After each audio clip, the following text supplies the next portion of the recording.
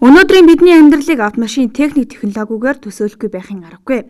Хүл залгуулах унаа хүсэгтэй байж гэмээн л ажил төрөл хувийн ажлыг амжуулдаг нь үнэн гэлтэй. Гэвч өдөр ирэх тусам нийслэлийн замын хөдөлгөөнд оролцох автомашины тоо өсөн нэмэгдэж, тэр хэрээр замын ачаалал нэмэгдэж төвчрөл үүсдэг. Улмаар замын хөдөлгөөнд оролцож байгаа жолооч нар маань техникийн бүрэн бүтэн байдлаа хангаагүй улмаас санамсаргүй болгоомжлоггүй үйлдэлээс болон хурд хэтрүүлэн замын хөдөлгөөнд оролцснаас үүдэн зам тээврийн осол гэмтэл гардаг. Сүүлийн үед эзэнгүй зам тээврийн осол ихээр гарах болсон байна.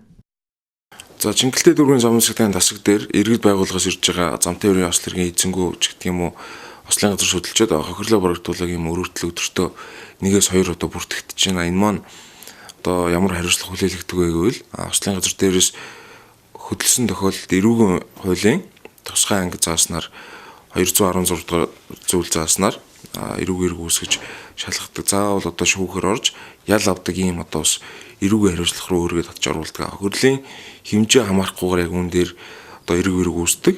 За мөн одоо бас иргэд хоорондоо тохиролцоож гэдэг юм хохирол барагдуулах зорилгоор засварын газарлаа хамт хөдөлснөөс цагдаагийн байгууллагад мэдээлэлгүйгээр хөдөлснөөс иргэдийн дунд одоо бас их зөрчилдөөн гардаг. За энэ маань бас өөрөө одоо цагдаагийн байгууллагын үйл ажиллагааг бас одоо удаашруулах гэдэг юм уу.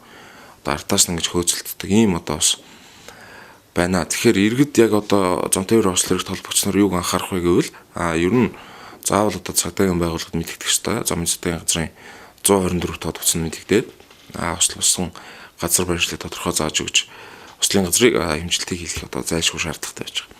Яг үүнийг одоо бас мэдэхгүйгээс иргэд одоо ослын газраас орхиж явдаг, одоо хоорондоо тохиролцдог. За нэг бол одоо миний буруу ч юм болоо гэсэн ийм байдлаас одоо бас асуудалд хөнгөн ганцнаас эрүүгийн хуульд эрүүгийн хариуцлагатай өөрийгөө татан оруулдаг. Тэгэхээр иргэд та бүхэн гудамж зам хөдөлгөөнд оролцохдоо их бага хэмжээгээр зам тээврийн осол хэрэгт одоо оролцсон тохиолдолд заавал одоо цагдаагийн байгууллагад мэдэгдэх шаардлагатай гэдгээс анхааруулжээ.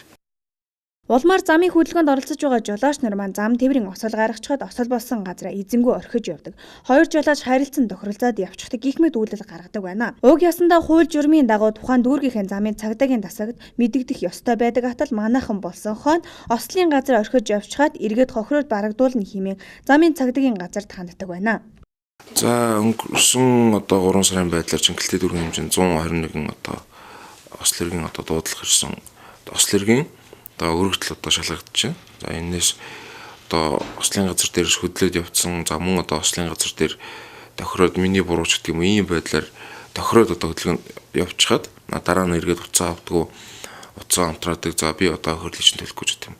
Ийм одоо байдлаар бас асуудал ханддаг. Иргэд цөөнгөө байдаг. Энэ дээр одоо цагдаагийн байгууллагаас хохирлыг төлөвлөх авах арга хэмжээг одоо бас хууль заасан тодорхой журмын дагуу захиргааны хариуцлагын хууль эрүүгийн хууль зааснаар арга хэмжээг авч ажиллаж байна. Иймд замын хөдөлгөөнд оролцож байгаа жолооч нар маань замын хөдөлгөөнд оролцохдоо анхаарал болгоомжтой оролцож зам тээврийн осол гаргахгүй байх. Осол гаргасан тохиолдолд замын цагдаагийн дуудлагын 124 тусгай дугаарлуу залгаж мэдэгдэх хэрэгтэй юм а.